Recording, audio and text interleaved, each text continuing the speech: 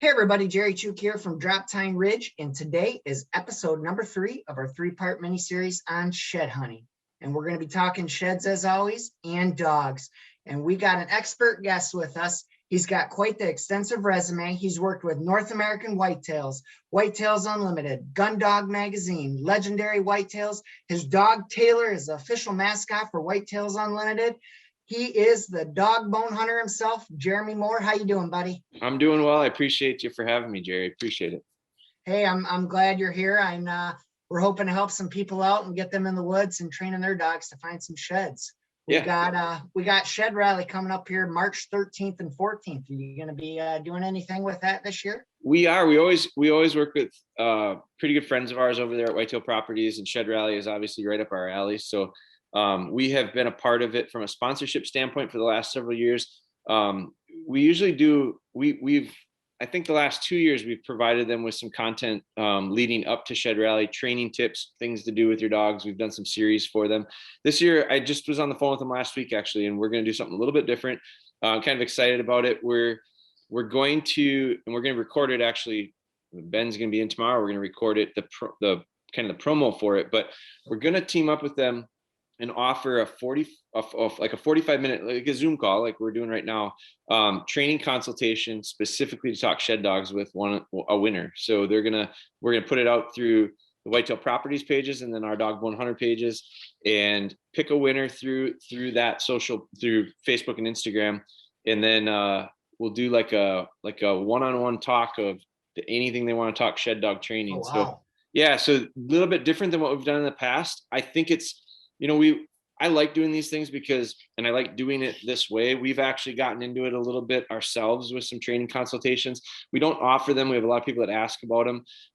It's not something that we're really set up to do from a time standpoint. It's tough to make them work.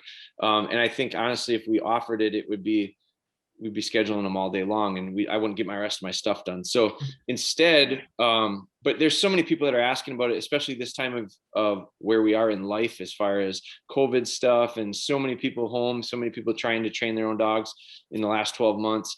I think our kind of mission is to help folks with that. So we've decided that we're not going to offer it as something that we sell or offer as like something that you can coordinate and schedule with us. Instead, we've been giving them away. And so we've been using some of our social platforms to pick random winners. We just did one that's going to air pretty quick. A gal in the UK, actually. This is the cool part about the computer part. I mean, we can touch people from all across the world. So there was a gal in the UK, super nice, great couple. They've got a young pup. They've been following our stuff.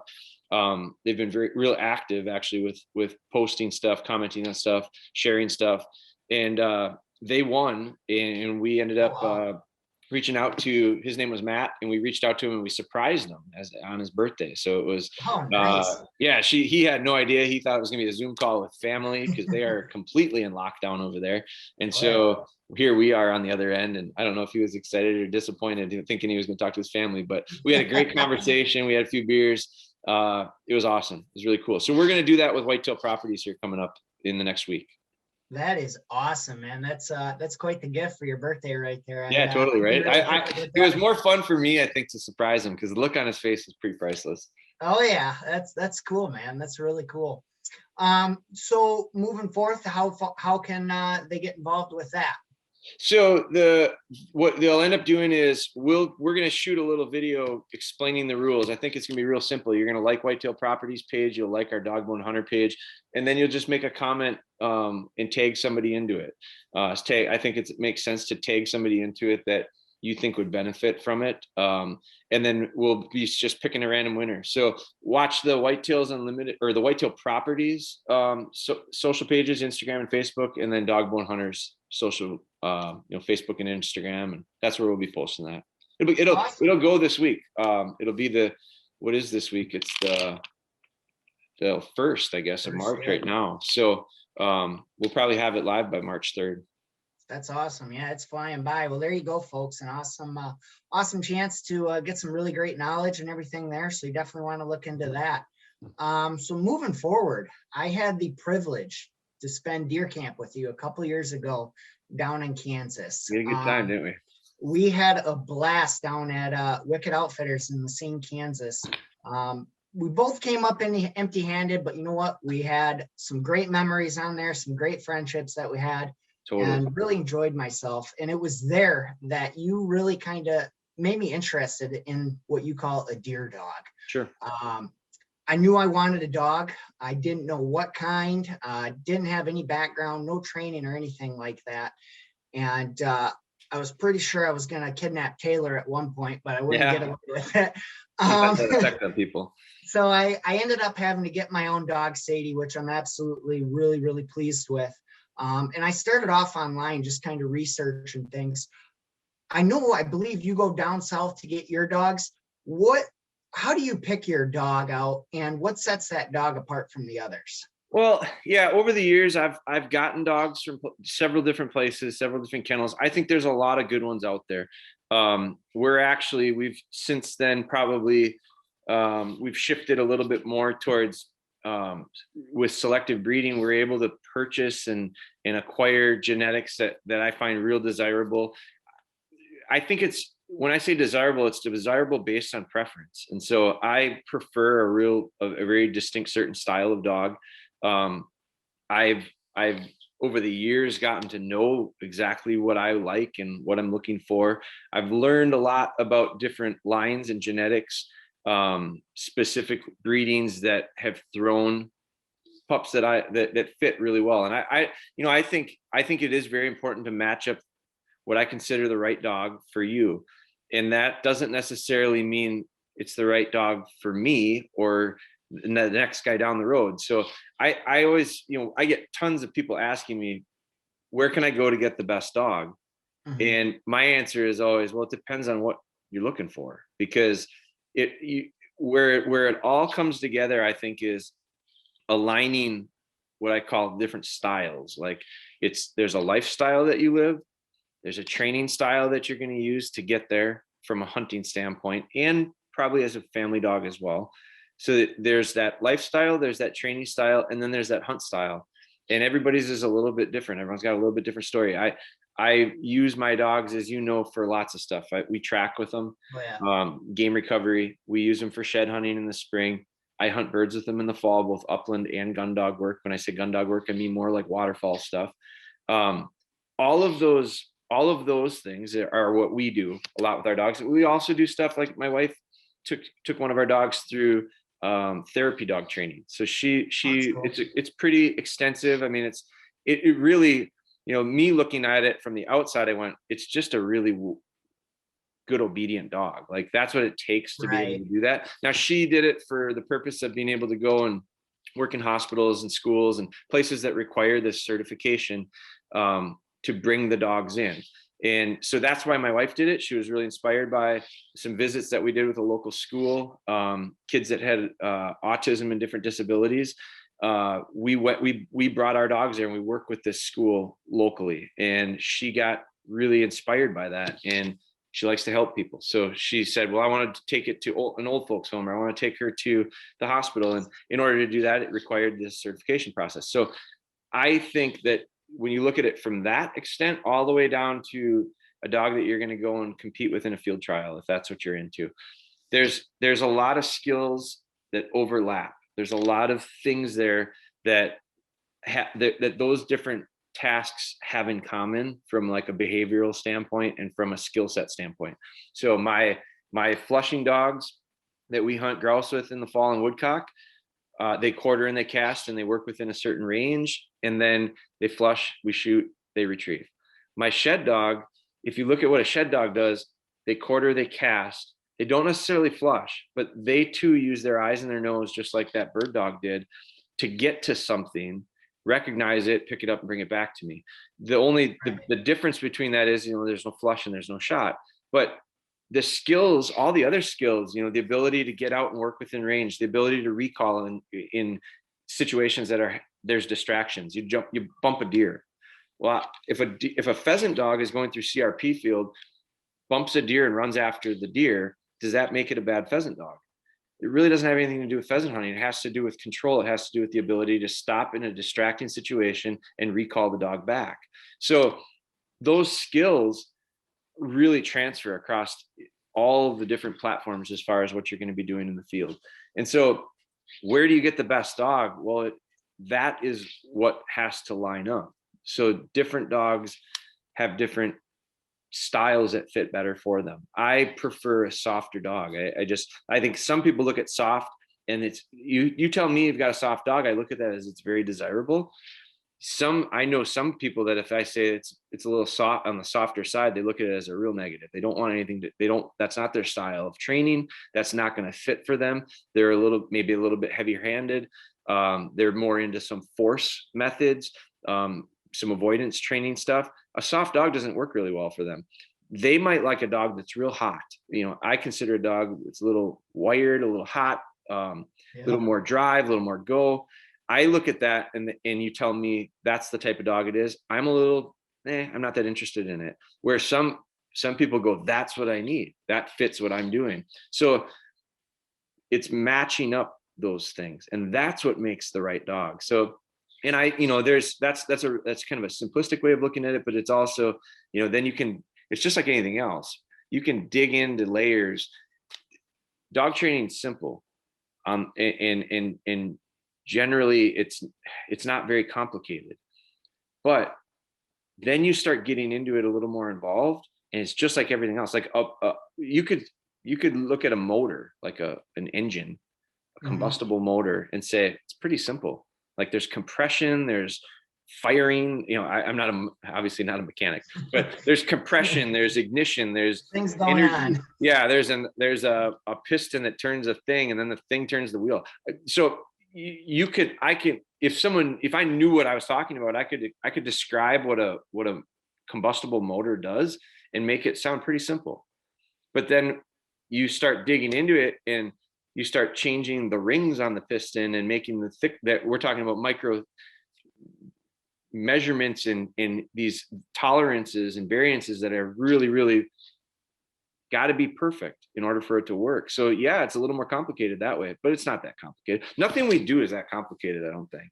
Like carpentry is pretty simple, but good carpenters they get real involved with it, and they get into the fine details, and they pay close attention to little tricks and things that work well. Same is true with dog training, but matching up the raw material, which is the dog, to the guy that's going to hold on to the other end of the leash. I do think that's important. Probably the most non to the point answer you've gotten in a long time. This is the question. But again, that's a simple question that probably can be answered. It's very simple. I could have said, I like a Labrador Retriever. I think that's the best one. I think a softer dog is the best. And I think a dog that has some natural inherent traits of retrieve and good game finding ability. And I like a cool temperament. Like that could have been a real simple answer. But I don't know that that's the right answer for everyone that's listening to this right now. It's the right answer for me. Right. But if I say that and the guy down the road that is going to put an e-collar on his dog and force fetch his dog says that's the answer, goes and grabs that dog, brings it back home, and it shuts down on him, now it wasn't the right answer. So I think you got to I like the idea of like looking at it in a micro way and then looking at it in a macro way and figuring out where you fit in that. So how long are you spending with these dogs before you make this decision? Like my dog Sadie, I bought her in my work parking lot before my shift. A lady, she was selling her litter. It was exactly what I wanted, right in my price range. Sure. She had the color I liked, and it seemed like a nice dog. I mean, it was maybe a 5-10 minute process total. Yeah. You got really lucky. I mean, that's not, and you're also a perfect example of like, that can happen. Certainly. Mm-hmm. And I think part of it probably has to do with the idea that you, prior to getting her, I don't know that you necessarily, if I had asked you before you got her, if I'd have said, hey, well, what style of trainer are you? I don't know if you could have gave me a real defined answer. Nope. So your style of training probably was developed as Sadie grew up, and it kind of, you tried to fit her. And so I don't think you had a set way. And I think that's good. I'm a believer in the idea of the trainer's got to be the one that adjusts. The dogs are the dogs, and we have to adjust. Now that that's to a degree. Sometimes we have to shape the dog into a desirable way that we're looking for, but I don't think it's like a 180-degree difference. So you went into it as a relatively blank slate from a training standpoint. So you got to adjust, you got to paint that the way you wanted to do it. I think it's great because it worked for you. What the issue could have come up is, there's lots of issues that could have come up. And so I'm a numbers guy. I was having this conversation with someone the other day and talking about how I like to stack the deck in my favor. I like to have the odds on my side. So that being said, I have to, when I'm training a dog for a client. And so the pressure is on me a little bit differently than it is on yourself, because if it doesn't line up exactly how you want it for you, you're probably still going to be okay with it. You're going to love that dog. That dog's going to love you. You know what? It's as long as you have realistic expectations going into it, you're not going to lose. I mean, it's going to be fine. But for me, I'm selling a dog to someone based on what they've seen with my other dogs. That's the reason they chose to buy a dog from me. And the reason they did it is because they said, I want one just like that. And so for me to be able to replicate something in this world, that dog comes into it as a big factor. And so for me to have consistency with an end product, I can't replicate the dogs. Like every dog's a little bit different. I'm training one right now named Callie. I just finished training one named Bella. We did a series on our YouTube channel with those, and they're dramatically different. They're very distinctly different. Now, I think they're distinctly different. That's the micro stuff. On the macro, you could look at it and be like, they're very similar. They're both real sweet, soft dogs. They're both about the same size. They both have real natural inherent traits that lend themselves well to the field. So they have a lot of stuff in common, but there's also some things that are distinctly different. And so I look at that and I go, they're close enough that I can, by the time we're done with them, we're going to have a really similar product as far as end of the road with the dog, as far as the training when I turn it over and give it back to the owners. But the route that I take to get there is going to be a little bit different. And so, but I train a bunch of them. You're in your lifetime, you won't train as many. So that's why it's so important for me to be able, and that's why we've taken on some breeding of our own, because I'm in the works right now. I've got 2 dogs that one of them is, I've trained like 9 dogs out of her lineage. It's the 3rd generation of it. And I've purchased some breedings from the UK that we're going to be pairing up and breeding with her. The breeding that I bought from the UK is the sire of Bella, the dog that I just got done training. So I have like really good knowledge of both lines. And so I feel really strongly about that pairing. I think we should be able to produce a a dog that I think is going to be, we can predicate based on history that I think I'm going to like the style. I have another dog here that, it's Taylor's puppy. So I've trained Taylor. I've had puppies out of Taylor's parents that I've worked with. So I have this, again, 3rd generation type stuff. And we're looking at breeding her to this sire. So we're going to have the reason I'm doing it is it's because I think it's going to give me a better chance of fitting the right dog for me and ultimately my client than what I potentially could go buy. And there's a lot of good dogs out there. I mean, there's a ton of them. There's a lot of good ones. There's a lot of them that aren't so good for me. Not to say they're not good for the next guy, but I always tell people, you gotta match that stuff up. I think you hit the nail right on the head. I mean, with that answer there, you're right. I was a novice. I didn't know anything. Watched some of your videos, talked with you a little bit, learned as I went along. And I'm still learning. It's crazy. Heck, me too. Last year it was funny. So I took Sadie out. We're doing a run. I found a little spike here in Michigan. They're not monsters or anything. Yeah. And I worked her in that area, and she eventually found it. I'm like, this is great. This is good. So when we continue on to this next area, I do these things called speed tours, where prior to shed season, I'll go online and I'll find a bunch of areas that have high concentrations of oaks, because I hunt a lot of public land. Yeah. And I got to focus where those deer are at. So I focus Sure. on those areas there. And we moved to the next area, and it was picture perfect, man. I had my camera in my hand. I saw the biggest shed I've ever seen in my life, about 100 yards up. I'm excited, and Sadie's 30 yards ahead of me. I'm jumping up and down. I'm like, I can't believe that this is going to be awesome. I start working her downwind of it. And keep in mind, this had been a couple hours since we've been out there now. Sure. And she's going right to it. I'm getting excited. Good girl, good, good, good. And she doesn't run. She doesn't walk. She trots literally right over it. And I think her leg even nicked it at one Sure. point. And I'm just like, oh my God, what happened? Yeah. And I really had to think about it and kind of ask those questions. Why? Just like I do hunting. Why should I hunt here? Why are the deer using this area? And I realized that I wasn't hunting sheds the way I was training. Sure. So now what I'm doing is every 20, 30 minutes, I'm throwing an antler down and I'm walking her downwind of it, just helping her with that confidence. And Sure. it seems like that's helped a lot. Well, think about it. Dogs learn stuff through repetition and consistency. Like that's what training is. It's shaping behavior. It's forming habits by doing something repetitious and consistently. And so you're right. Training and hunting are totally different. And it's tough to replicate. And so I look at we can do the best we can, but we have to understand that the real thing is different. And so it's similar when you start talking about like a bird dog. So pheasant hunting is a good one to make a comparison to. So you can practice in your yard. You can prepare the dog as much as you want. Taking them hunting is very different than what you practiced for in the yard. And so, but the difference between shed hunting and pheasant hunting is, for pheasant hunting, you can prepare them and then take them hunting, and you have a lot of opportunities to replicate that and have the light bulb turn on. You get this, I always call them light bulb moments. It's when it clicks and makes sense. You can see it. It's one of the more rewarding parts of being a dog trainer. It's exciting to see the light bulb turn on.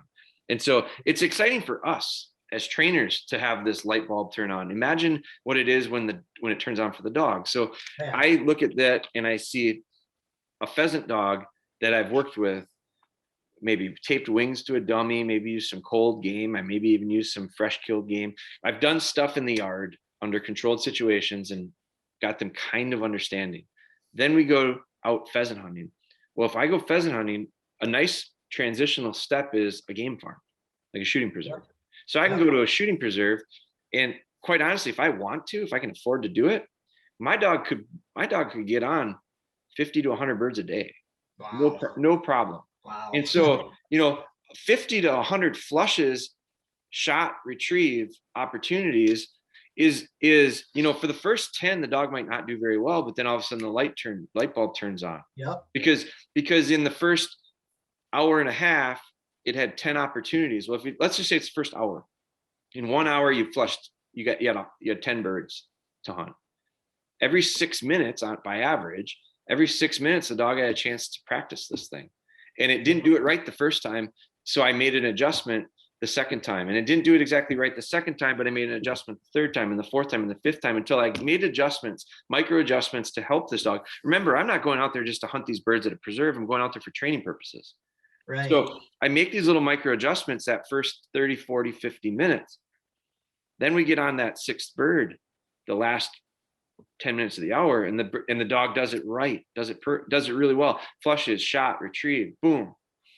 Then we go on to the next field, and there's another 10 birds for us to hunt. And all of a sudden, the second bird, we've taken a break, and it kind of, it's not perfect, it's a little rusty. And then all of a sudden, by the third bird, it flush, shot, retrieve, boom. Do it 5, 6, 7, 8, 9, 10 of those. Then we do it again in the afternoon. And by the end of that day, my dog's seen so many different scenarios, had the ability to make the mistakes it needed to make, get corrected for it. When I say corrected, I don't mean in a negative way. I mean like set it up better, set it up successfully. And then all of a sudden the light bulb turns on, and that dog turns into a little flusher, and the dog turns into a little retriever. And then you hit a cripple, and the dog tracked the cripple and brought it back to you. Now the confidence is just booming in that dog. Right. Now, you can do all that really quickly in the controlled setting of a game farm, where hunting for sheds. I mean, what was the last season you picked up 100 sheds? Never. Last year actually was my best one. I got how many did you find? 17. I mean, that's a good year. Yeah. By most people, there are the majority of the listeners that are listening to this. If they're honest, they're not going to pick up 17 sheds this year. They might be picking up 17 sheds in their lifetime. Like, that's the reality of shed hunting. There aren't sheds littered everywhere. You don't just step on them. They're not all over the place. There are spots that are really good. I've had 100 shed seasons. I haven't had one for 5-6 years now, but I did three. I didn't get 3 seasons of it. I had 2 seasons in my life where I picked up over 100. It was always my goal. Yeah. and the first 3 years or 4 years that I shed hunted, I don't think I found 4 sheds in 4 years. But I got a lot better at it because I did it a lot more, and I figured out where I should look and where I shouldn't look. And then I got on better property, and I realized I can be the best shed hunter in the world. But if I go up to northern Wisconsin where my cabin is, the best shed hunter in the world isn't going to find 10 sheds up there this year, because there just aren't that many. And the ground is a lot bigger. It's a lot more challenging. Where I can go to a place where we hunt over in Buffalo County, and I know guys that pick up 100 plus a year, no problem, because they have the opportunity to do it there. That's the game farm. That's the game farm setup. So, but it's real. It's the real thing. It's just, not everybody has the opportunity to expose the dogs to that. So for myself included, I've watched dogs that I've trained and felt real prepared with walk over sheds and trip on them. Mm-hmm. And then I've had to, so here's the struggle though. And it sounds like you did it, but a lot of people don't, is when those moments happen. Last year, you had 17 opportunities to try to get a dog to get the light bulb to turn on. That 17 opportunities was spread out over the course of 2 months. I don't know. Yeah. 2 to 3 months. Basically. So it wasn't like it was real focused or concentrated. No. So the frustration that comes in when that dog walks over the antler, it's real easy to lose the cool. It's real easy to get frustrated. It's really easy to get mad at the dog. And the dog reads us better than we can read the dog. And all of a sudden the dog decides, I don't even like this anymore. All he does is get mad at me. Like, it's not fun. So what we have to do is we have to, I got into this thing where I go, count to 10. 1,001, 1,002, 1,000, count to 10. I didn't even just do it now because it's so awkward and would take us 10 seconds to do it. That's enough time for you to just take a deep breath and go, all right, where's the problem? Right. What's the issue? Is it a wind thing? Is he not scenting it? Is he not seeing it? Is it just a small piece coming out of the snow? Is it what is the issue? And maybe you can come up with it, maybe you can't. But what you have to do is, like, literally, we did it with at a workshop once. We had a gal and we had an antler that was out in the woods that we had found, and we let her basically stand over the dog and, come on, find it. Give that hunt command, hunt command, hunt command, hunt command, hunt command, hunt command, hunt command, until the dog found it. When the dog did, that's when you got to explode with the excitement of, you did it. Right. That's that eureka moment for the dog to say, that's what you wanted me to do? That's it? That's all I had to do for you to get so excited? That's that light bulb. But that's a light bulb. Those, you do that enough, light bulbs turn on. But the problem is we start smashing the light bulbs because we're pissed. So instead of allowing that, because it is frustrating. Oh yeah. So, but it's allowing ourselves to get past that and be okay with the idea of, and all of this comes with realistic expectations. And most of the problems that people have in training is unrealistic expectations. That's whether it's shed hunting or anything else. So I do think that's a big part of it. Put it into perspective. Your best year you've ever had, and you had 17 chances for it to make sense to the dog. Yep.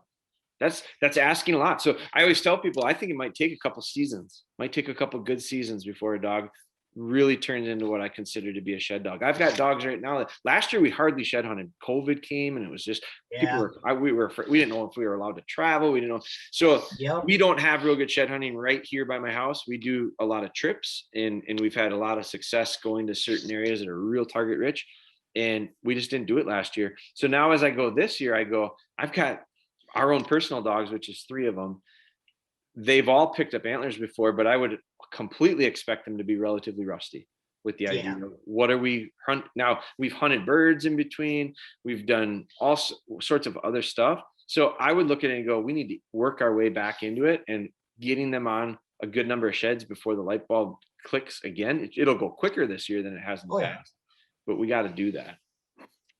So you have a couple products. You got the antler, you got the kind of a deodorant wax stick there, and then you have the liquid scent. And all three of them have really helped out quite a bit. Those are three of the things that you can use for training your dog. We're going to go back to this dog we just picked up at the kennel today. Sure. And I think you absolutely hit it again on the head with, you don't have areas where there's a ton of sheds everywhere.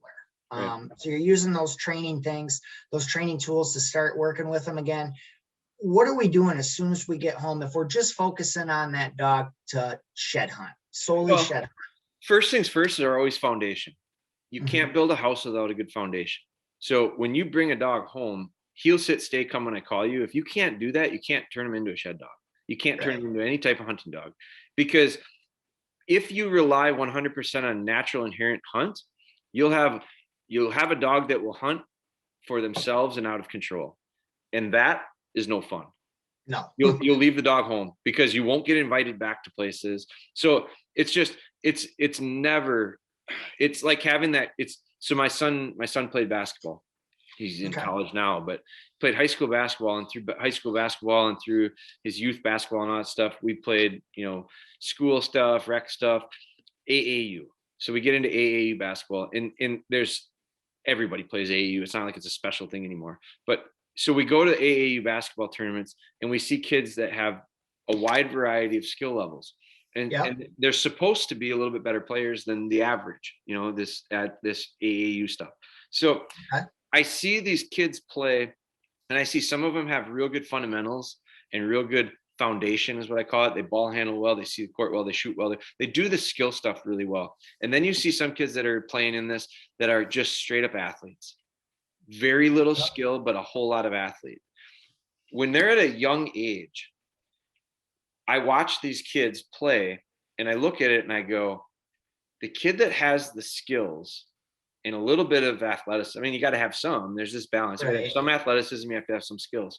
But the kid that has a real good skill set early on, typically, as I watch these kids go through middle school, high school, and some on to college, the ones that rise to the top, the best athletic ones in the world can't get past a certain point based on athleticism. Because at some point, the rest of the kids catch up with athleticism to a degree. The bodies mature, they fill out, they become better athletes. But if they've got a good foundation of skill sets underneath them, they get past straight up athletics.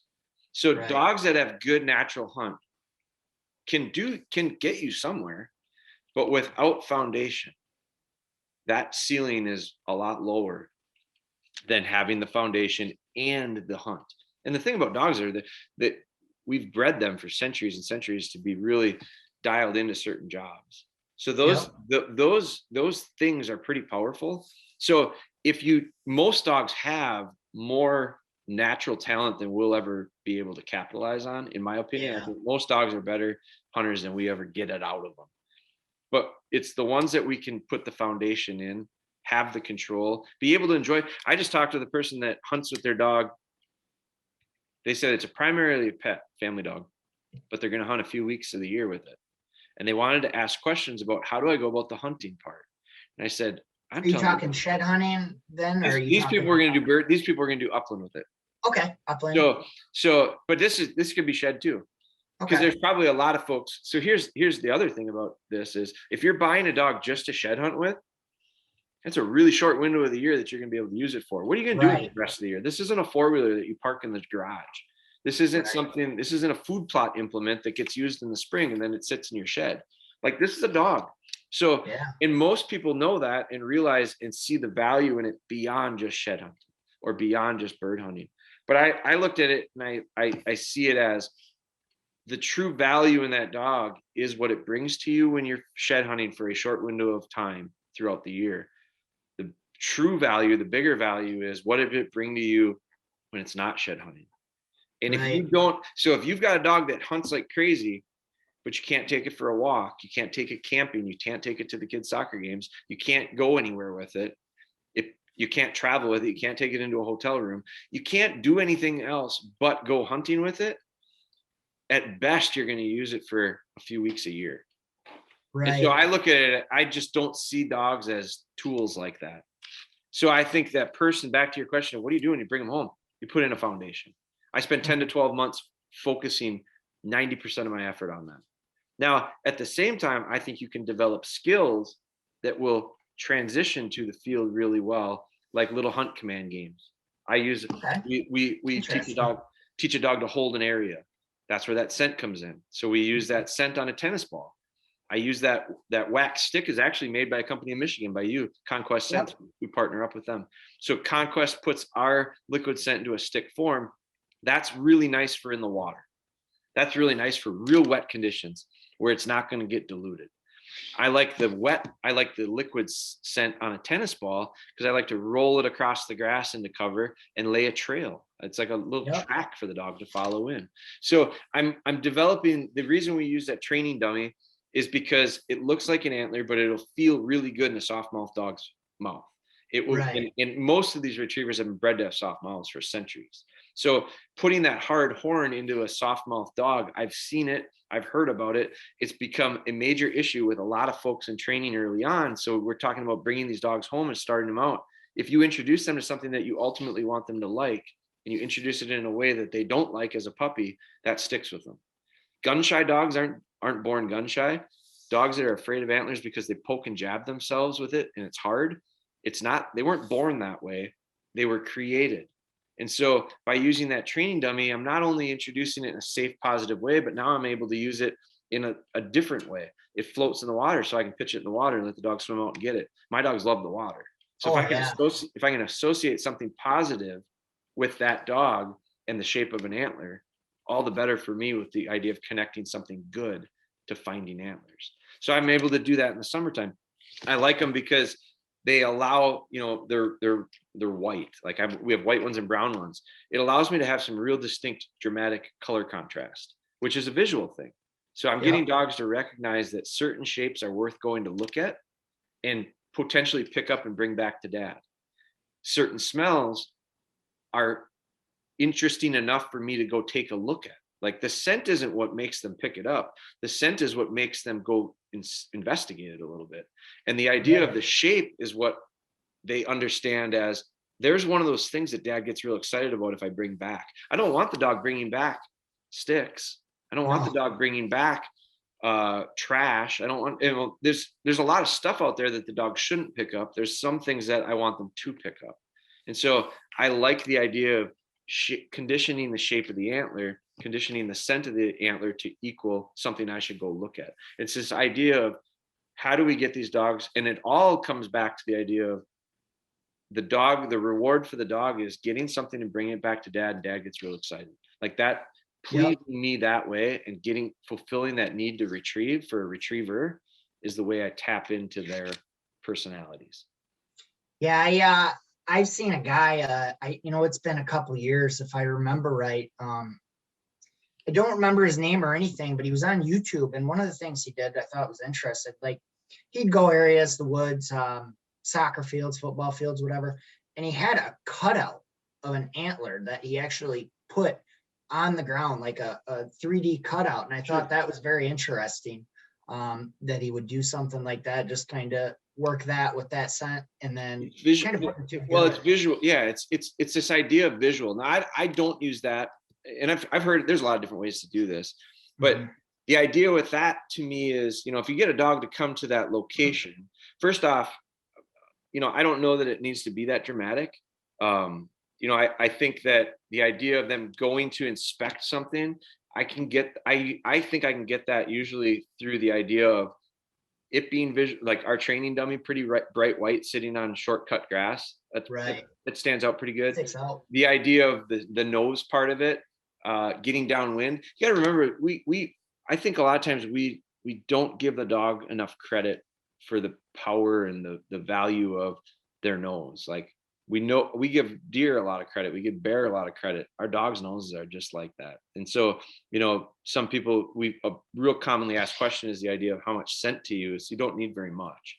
A drop or two in the right condition. Really, the thing that dictates that is conditions, scenting conditions. No different than, like, I've been in deer's noses work better in certain conditions, just like dogs do. And so, on dry, cold, real cold days, I've had deer get downwind of me and move through and not wind me, where it's because it's really tough to scent. It's Right. really tough scenting conditions. You breathe in, and when it's 20, but we just came out of this big cold polar vortex. When it was 20 below zero air temp, go outside and just take a real deep suck in air through your nose. It hurts. It burns. I mean, so you're freezing. You're literally freezing your nose. So those different scenting conditions make it easier or more difficult. So, but yeah, there's a ton of ways to do it. I do think it's important to have the understanding of certain things are what I should pick up and bring back. And they're not always going to be the same, just like they're not always going to smell the exact same, but there's a lot of similarities in what they look like. There's a lot of similarities and overlaps of scenting layers that are there or not there at times, but enough to get the dog. That's why we use that scent. I mean, I use about 13 different scenting elements. I make that myself. And so there's like 13 different clues in there that put into the dog's mind of, there's one of those things that I've smelled in the past that when I went over and looked at it, it was one of those things that he likes me to pick up and bring back. Sometimes those elements are all there, sometimes they're not. But but the way dogs process scent in layers allows them to be able to distinguish and pick out certain things. There's probably scents on antlers that I can't replicate. Right. But if the dog picks up enough antlers, it will start to correlate that specific scent as well as one of those clues. And so when they're moving through the woods or through the field, and all of a sudden they pick up on that layer of scent, they go, oh, we're there. I should go look for this, and follow their nose to it. And maybe it is an antler, maybe it isn't. If it isn't, they keep moving. If it is, you pick it up and you bring it back. It's just connecting those dots. Right. I like my dog Sadie. She just turned 4 years old. She had a little bit of an accident. So I'm hoping that I can get her back out in the woods this year. I don't know. We gave kind of a trial run, and she was a little sore, so we're just gonna take it easy. But one of the things that I found that she is unbelievable at is finding dead deer. The buck that I hunted for 2 years, Goliath, I'm walking through the swamp. I come up and I'm like, what in the world? Sadie's up there, tail a wagon, just going nuts. Yeah. And I'm getting closer and I'm like, oh my God, it's a big buck. And I get up there and sure enough, it's the deer I'd been hunting. Sure. And it was just incredible to see, her get that. Whereas a shed antler, I've taken her out now. This is going to be her 4th year, 3 behind now. She's maybe found 5 total antlers. Yeah. But was that 5 that I was going to find? Maybe, maybe not. Right. Like I said, when she ran over that antler the one day, the next time we went out, I don't know if I just missed it or she brought it or what, but I'm walking this area over, and I had walked it prior, a couple days prior with her, and I'm talking on my camera. I'm doing an interview on it, and she comes running up, and I just turn around, and she's right there, and there's an antler just so happens to be right there. So it wasn't like, did she bring it or right. So but yeah, that was one of those holy crap moments. This worked, I'm hoping, Yeah. So yeah, it's again, it's getting enough opportunities for it to make sense, and you'll know. And I distinctly remember this one dog that I trained for a client of ours, and we looked and looked and looked, and we picked up a bunch, and I was seeing them as quickly as she was. But there was this one, we were in Buffalo County, we were up on this bluff, and this little goat trail that's coming around a corner, and I'm kind of hugging tight to the edge, and dog's up ahead of me on the trail.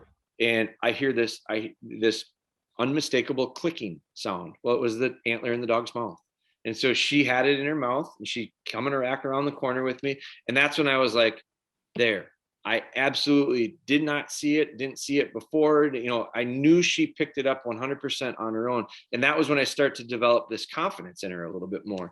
And I do think that that is important, not only from like a personal standpoint of having that confidence, but I think the dog senses that. I think the dog realizes when you believe in the dog's confidence skyrockets. My dogs beam when they know they're doing something right. My dogs, I don't even have to make a noise. My dog does something wrong. It happened the other day.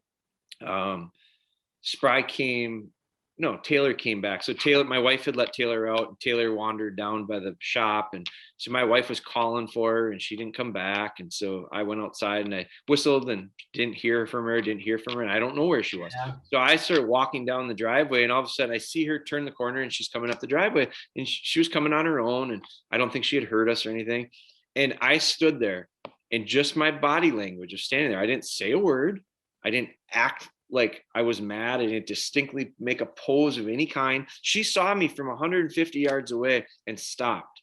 And you could just see right then and there, her ears changed, and she kind of sulked a little bit, and she started trotting to me at a little bit of a hesitated pace. And as I didn't say a word, and as she came closer, she sulked a little lower and a little lower. And by the time she got to my feet, she looked like if she could have said it, she'd have just said, "Dad, I'm just so sorry. I'm just so sorry." Yep. But all she saw was my body language, and she could sense I was upset with her because of what she had done. And I never said anything to her. Now, when I'm real proud and happy, my body language is easy to see as well. And they look at that and go, oh, they puff their chests up a little bit. They hold their heads a little higher. There's a little swagger in their tail. Oh yeah. Those are moments where, and you get that, you understand that through training. Because in training sessions, we have those moments where we're disappointed. We have those moments that we're real proud, and they recognize that. And so then all of a sudden it's outside of training in the real world, and they recognize it as well, because it's similar. It's the same type of feel that we're giving them. So those are moments where you can really skyrocket a dog's confidence in what they're doing if you handle it properly, if you handle it the right way. If you don't know what the hell you're doing and you're not sure, right, they really question whether or not what they're doing is right either. It's a team. It's not a sit in your truck and let the dog fill the back up type of sport. It's 100% you're going together. You're better shed hunting because of the dog, and the dog's better shed hunting because of you. You set them up to be in the right spot. They execute when you put them in the right spot. But if one of the two are missing, it doesn't work. Yep. My dog, it's funny you say that. Like, I'll do the training sessions out back because I got a couple acres, and when I get this guy out right here, she's going nuts. She gets excited. It's funny. And then I'll change it up though. You know, she knows when that's time to go. But there'll be other days where I'll just walk out there randomly, throw an antler, and come back in the evening. I don't say any command word, and it's funny because she'll be trotting along doing her thing, and she'll all of a sudden come across it. And she'll stop, and she throws her head back looking at me like, hey, I think this is something you want, but I'm not sure, you know, because those are those moments. Those are those moments of a little bit of hesitation and second guess on her part. And when you confirm, yeah, that's exactly what I want, she goes, oh, okay. And you do that enough times, and then you're going to have a light bulb turn on. But that's exactly what you're looking for. It's exactly what you need. So you can't memorize a routine with the dog. You can't have the dog memorize the play. Like, it's not a rehearsal. This isn't a rehearsal thing that you do the exact same thing. You can do that and it'll look real good for that moment in that scenario, in that structured session. But once you get out in when you transition that to the real thing, it doesn't work. So we're not looking at trying to get a dog to memorize the answers to the test. We're trying to get a dog to understand the concept. And then when the test gets put out there, and the test is a little different today than it was yesterday, they understand the concept enough that they can make sense of it. Oh yeah, absolutely. And it was just funny, but it was one of those things where it was like, as a trainer, I was like training her. It was like she was connecting the dots right there, and it was it was a good feeling. So 100%. Even in the woods when we're doing the real life stuff, if she does that, I'm investigating that area. I'm getting her excited, but totally. Yeah. So That's cool. but look at it too. You two are working together in those scenarios. Yep. She's showing you a reason to go look over there. You're going over there. She's feeding off of that. And if all of a sudden those scent clues run out, or she finds that scent clue and goes, nope, there's not one here, I guarantee you her body language changes and she moves off, and you look at her and go, she's not on it. We'll keep moving. Yep. It's just the way it is. That's how you work together. It's perfect. Yeah. So my dog, I've been working with her for a couple of years now. Been enjoying her thoroughly. What about somebody who has a 6-year-old seasoned couch vet who won't get up unless you got a bag of potato chips? What kind of things do you see there with training issues and how to get someone like that involved to get their dog going? Well, I think part of it, as you describe it, is I question, stamina and athletic ability, a 6, and I'm using what you've described and going, I'm envisioning a dog that's overweight and lazy. And so it's hard. So it would be and maybe not lazy, maybe is or isn't the right word, but not active, an inactive, overweight dog. So I look at that and I go, if it's an inactive, overweight person, which I go through this. November's a really rough month on me. I gain a lot of weight in November because all I do is sit in a tree. Right. It's not my most active. October, I lose a lot of weight because I walk a lot hunting. I'm hunting grouse and woodcock, and I'm putting 15 miles on a weekend. And then all of a sudden that stops, and I eat less healthy. And so I have this shift in my body. And the hard part for me is if I want to get back into that October shape on December 1st, it's not as easy as just flipping a switch and going, oh, okay, now all of a sudden I'm going to be in shape again. It's a lot hard. It's way harder to get back into that October shape because I'm out of it. So I look at it and I go, well, conditioning is important, and you can't condition it all at once. Training dogs is not something that goes from 0 to 100. It doesn't go from A to Z. It goes from A to B, from B to C, from C to D, and eventually if you continue on, you get to Z. But it's all incremental. And so the person that has the dog that's older, your advantage is if you've done a nice job or a relatively nice job with foundation to that point, you probably don't have to spend much time or nearly as much time as the person who has the puppy. Because that foundation is hopefully already there. You just have to uncover it, knock the rust off, start utilizing it in a positive way. Shape and conditioning has to take place, and it doesn't happen overnight. Just like me, I can't lose all that weight overnight. I can't get so that all of a sudden I can breathe like I'm not, like my buddy says, I feel like I'm bending down to tie my shoes and my eyes are going to pop out. I'm breathing heavy coming down the stairs. So I can't decide the next day that I'm going to start running marathons. But what I could do is say, I'm going to run a marathon, but I'm going to run it in 3 to 4 months from now. And tomorrow I'm just going to run 50 yards. And after that, if I can do 50 yards 3 days in a row, I'll be so sore after that first day of running 50 yards. It'll be unbelievable. It might take me 3 days to recover. But then that third day, if I decide to do it again, my recovery might take 2 days. And then if I do it again after that, now I'm running 50 yards and I'm going, I'm not even getting tired. I got to go 100.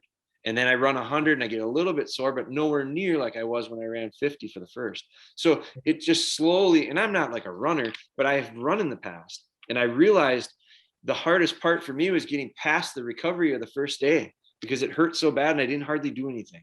But if you continue to move, if you continue to do it, you stay a little looser, then you pile on with the idea of, well, maybe instead of eating a Quick Trip and getting chicken tenders always, I might start getting a salad once in a while.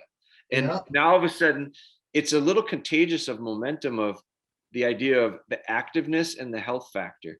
And when you start eating better, I guarantee you feel better. I know what happens, but it's sometimes a little bit of work to eat a little bit better. So you have to sacrifice that, but then all of a sudden that helps you get a little more excited and motivated about the idea of running 200, 300, 400 yards. Now I'm running miles instead of yards. So you get that. I think you take a similar approach with the dog. You don't try to do it all at once. You take that dog and you start getting them a little bit better physically in shape. That helps them with their nose work. A dog that's breathing out of its mouth can't breathe through its nose. They can't smell through their mouth. So they have to breathe through their nose. So the dog that's in better shape works better in the field because they can breathe through their nose and process scent and not be so gassed that they can't function. So there's an advantage of having your dog in good shape from Yeah. a scenting standpoint. So you start doing that, and then I think you look back at your foundation and you go, well, we got a pretty good foundation, so I'm going to start running some memories. I'm going to start setting up some trailing memories with that training dummy, and make it simple, but make it fun. Make it high reward as far as the idea of praise. When my dogs do things right, let them know. We're real quick to let dogs know when they make a mistake. We're really quick to correct them. We're really quick to tell them no. But how often do we tell them, good job, you did well, nice. Right. So the idea of timing is very important in training. And when you correct something, it has to be exactly at the right moment. But you also have to understand when they do it right, you have to praise at exactly the right moment, so they understand not only what is not desired, but what is desired. So I think you start incorporating some of that stuff. It's not real complicated to train a shed dog. I think you got to understand what the shape is. I think you got to understand what the scent is, and then what to do with it when you get it. And so I like using drills like memories. You've seen probably some of that stuff. Memories are great. Memories are great because they allow me to build a dog that's calm, quiet, and steady. They allow me to have a dog that's under control. They have a dog that understands that things don't necessarily come from my hand. I don't have to throw the dummy every time for the dog to get it. They're going to have to pick it up off the ground, because the last time I checked, the antlers don't come out of my hand. They're laying in the ground, and that can be a challenge for some dogs. So we get this idea of dogs picking stuff up off the ground instead of coming from our hands. And then from there, we can start working into some hunt command stuff and transitioning into cover and some scenting stuff. And so it's not, so the person that's got that older dog, I think you start in the same spot that the guy starts with the puppy. The guy or gal starts with the puppy. You start in the beginning. Yep. It's just that the rate of acceleration might be a little bit different, because your foundation may allow you to go faster. But I guarantee you, we all have it with all of our dogs. The 6-year-old dog that's real good on the couch has holes. No matter how good you think they are, there's going to be some holes. You'll find the holes in training. That's good. Yeah. Some people are afraid to find problems in their training. I think you should look for the problems. You should put your dogs in positions where you'll find those issues. They'll stand out, and then you fix it. So when you find a hole, fill it in. Yeah. If you run into a wall, look for a door. Don't just try to run through the wall. Figure out how you're going to get through it. Yep. And correct me if I'm wrong. I think I heard you at one point in one of your sessions I was listening to. I don't know if it was your podcast or not. A dog has, 3 seconds to give that. It's not even very long to give that. Yeah, even less. I mean, it's a second to connect the idea of correct and incorrect. And it's been done in tests. They've done tests where, like, they have short-term memory and long-term memory. We try to develop their long-term memory from a retrieving standpoint, but the short-term memory is connected to the idea of learning. And so the timing is so important. If the dog, like, place training is a skill that we really like. And if the dog is up on their place, it's an elevated platform. And if the dog steps off of it, if they walk off of it and take 2 steps, and then I tell them no, they're going to think I'm telling them no for the second step that they made off the ground. What I need them to understand is the no should have been the second their foot was coming off the bed and touching the floor, because the no has got to be, don't come off the bed, not don't walk on the floor. So it's confusing if you're late. Now, so your timing has to be there. Now, the other thing with using place training as an example is let's say the dog comes off 3-4 times in a row, and we tell them no, and we put them back. We tell them no and put them back. And the third time they go to the edge and they pause. You can see them thinking in their head, and they lean back and they decide to stay on the bed. At that moment, the moment that they paused, and prior to even leaning back, I need to be there with a good. Yeah. So that they go, oh, this is what I'm supposed to do. If I step off, he says no. If I stay on, he says good. Well, that becomes a lot more black and white instead of gray. And it's hard for a dog to learn if you're gray all the time. Right. You've got to make it easy for them. So timing is just very, very important. Yep. So there you go. 3 seconds or less. Right then and there, you got to hit it. And you talked about it, being a marathon runner, you're not going to get on a treadmill and run 6 miles right away. You're going to die. Right. Small, short sessions right then and there.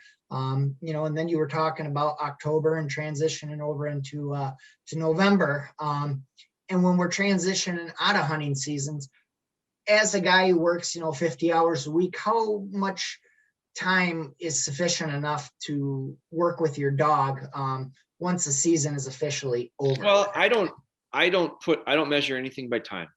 Okay. I don't set it on, hey, I need a 5-minute session, 15-minute session, 10-minute. I look at it and I go, it depends on how the dog's doing. Sometimes we can go a little bit more, sometimes we go a little bit less. I try to adopt the idea of dogs are always learning, so we're always going to be training. I might not have a session. I might not have a formal session with a dog for a week. I might not go out and do anything formal with them, specifically building on any skill set. The last 2 weeks, because of the cold weather prior to last week, we did not do a lot of work outside. Yeah, the vortex. That doesn't mean that we didn't train. So what I did, I've got 2 dogs right here, one over there and one in the kennel right now. I've got 4 dogs here in my house, and they're in training right now. I'm busy doing this. I'm running around doing that. They're on their place. They're understanding, hey, now this isn't the first day that they've done this. They've done this for a long, long time. This is a cultural thing. This is a lifestyle thing that we've had them learn. Right. But with a young dog, I could set up, I might have a podcast to record with Jerry at 2. So I'm going to work on that. Dog's not place trained yet. So I'm not going to set it up to be jumping off the place and screwing around in here while I'm on the podcast and can't pay attention to him. So dog's going to go in the kennel. That's training. Yeah. That's training. That's the understanding of I'm separate. I'm going to be quiet. I'm not going to have the ability to make a mistake. Training sometimes is avoiding bad habits as much as it is forming good ones. So by me allowing that dog to not make the mistake and not be able to be there to correct or praise, that's training. So it's, I'm going to have to go down and put the garbage out tomorrow probably. So I could put the dog on a lead and I could work on some heel work and I could walk the dog down to the dumpster and throw the garbage in the dumpster. That I got to put that garbage out no matter what. So I might as well get training out of it. And I'm going to build in some good solid heel work. And if the dog is to the point where we're starting to work off lead, I might work the dog off lead a little bit. If not, we'll put it on the lead. So instead of me leaving the dog in the house and going to put the garbage out, or instead of me just letting the dog go free run, I turned it into a session of heel work. I've got a dog that's the opposite right now, has a real hard time getting out, wants to be in heel all the time. So that dog, I might do the opposite. That one, I'll go out, put the garbage out, but I'll try to encourage that dog to get out and quarter. It's training. It didn't take me any more time because I had to do that stuff anyway. Excellent. Well, speaking of time, I've taken quite a bit of yours. I just want to get a couple listener questions out. Okay, so I got 3 of them, and a couple of them we might be kind of piggybacking onto from previous answers, which is kind of nice. But here's one here, and it says, when training my dog is running around like crazy, but her nose is to the ground, eyes wide open. I feel like she's missing sheds. Is this normal? And if not, how do I slow her down? Well, is it normal? For some dogs, it will be. For some, it won't. My question would be, are you finding sheds that she's not? Because if the dog's running around and not finding any antlers and you're not finding any either, there might not be any antlers there. Yeah. So if the dog is running past antlers continuously and you're seeing them, you've got a little bit of an issue there. So slow down. So how do I slow a dog down? I slow down. Dogs oftentimes feed off of us. So I'd ask this person, what is your pace usually like? Are you go, go, go, go, go? Because that's what the dog will do. Yeah. I see that all the time in my dogs are pretty cool, pretty calm. Part of it has to do with genetics and their natural demeanor. Part of it has to do with culturally. That's what we really try to emphasize. I slow everything down with the dogs. It allows for a dog to work slower. I've had some people ask me about, my dog likes to track fast. How do I slow it down? Well, in training, there are ways you can do it. I think you can age the track a little bit longer, make it a little more challenging. Because I'll ask, how does your setup look? Well, I drag the line, I go back and get the dog, and then we track it. Wow, that's like asking them to put a 3-piece puzzle together. Not that hard. But if you give them a 100-piece puzzle, they can't go at the same pace that they did the 3-piece puzzle. So you make it a little more challenging. So the idea of, if the dog wants to work real fast, I work until the dog gets moving too fast, and then I stop. And I tell the dog to stop. Mm-hmm. And then I take a deep breath and we pause. Okay. Count to 10. And now the dog starts to ramp up, stop them. Ramp up, stop. Got it. So what this will do is this will force you to slow way down. Here's the question. Are you patient enough to do that? Or are you going to go, I can't go at this pace. I got to get going.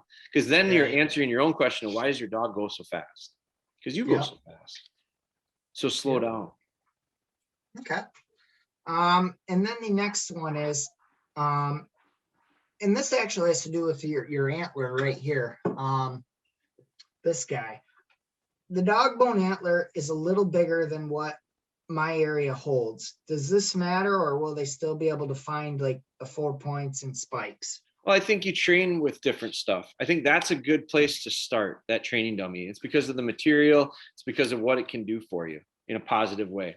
I think it's the same answer could be, this could be the exact same answer for the person that messages me from Montana that says, that's a lot smaller than the elk antlers and the mule deer antlers that we're going to find. Will it pick up the bigger ones? My answer would be shape is shape, and general shape is, no two sheds look the same. So we're going to use that as a benchmark, a baseline to get started. But then if I want them picking up elk antlers, or I want them picking up moose paddles, or I want them picking up mule deer, 100-inch mule deer sides, I'm going to have to work some of that in. No different than if I want a dog to pick up a Canadian goose, I'm going to have to, I don't train with a teal. So, but I want dogs picking up birds. So early on, the easier thing for them to pick up is the teal. So I use little birds to start out with, and then I incrementally get bigger and bigger and bigger until I've got some big farm ducks, big Aflac ducks. They look like the duck from Aflac. I keep those frozen in my freezer because that's kind of like a Canada goose. So right. I have different shapes and sizes of stuff. I've got a dog right now that we're training for upland, and we've intentionally have been using hen pheasants because they're a lot smaller than these big roosters that we have. So we have not shot any roosters over here. We've been shooting hens over here because it's a smaller, more manageable bird. The idea is build the confidence in her with it, and then we'll start getting bigger. So I think if you're concerned with, we got a lot of spikes and forks, I'm starting out with that training dummy because it works because of the shape and the feel and the ability for them to retrieve it and have it feel good in their mouth and not poke themselves or jab themselves. Then go to a spike or fork and use that as well. Then go to a great big 5-point side eventually when the confidence is there. But you got to get, I want to have these dogs understand that there is a variety of stuff out there that counts. That counts too. Cool. Well, very, very good answer. So, you've given us a plethora of information, and I can't thank you enough for that. Man. Where can anybody go to see what you got going on? I know you've had some great episodes coming out, and anything about you. Yeah, so social media is probably the best. At DogBone Hunter is all of our stuff. It's YouTube. DogBone Hunter is our YouTube, Instagram, and Facebook. Those are the ones we use the most. Our website is dogbonehunter.com. And so that's the best place to probably start and dig into some of the stuff. Our YouTube is a platform that we're really trying to utilize a lot more. It fits really well. It works really well. And it with YouTube stuff. It just is a great place for people to get information. And we are putting a lot of time and effort into creating playlists, creating series, creating different content pieces that hopefully bring some value to the person that wants to train their own dog. Social media is social media. So like Facebook works a little bit different for us than Instagram, but I do think that each one of them has a value in its own kind of world. If you're into podcasts, we have a podcast out called it's the DogBone Podcast, but PAWDCAST. You can just type in DogBone Hunter or DogBone, it'll come up. But that's available on all the apps, all the podcast apps. So podcast is a little bit different than the video blogs, and the video blogs are a little different than the playlists. But those are, I think, the best places to start. We've got a series of training videos that I don't talk about that often. Those are really well produced and formally sequenced, you can get all the information if you watch our YouTube, but there's probably 10,000 hours of stuff there to get the 3 hours of focus sequence stuff that we do in the video. So, it just depends on how you like to consume your stuff. And we provide products that I use and have designed and work well for me. We really feel like we need to provide the information about how to use them in order for them to be beneficial. And so that's one of our missions, is help others that are looking to do their training by giving them the information to support the use of the product. Yep. Well, I've seen you post quite a few YouTube posts throughout the week.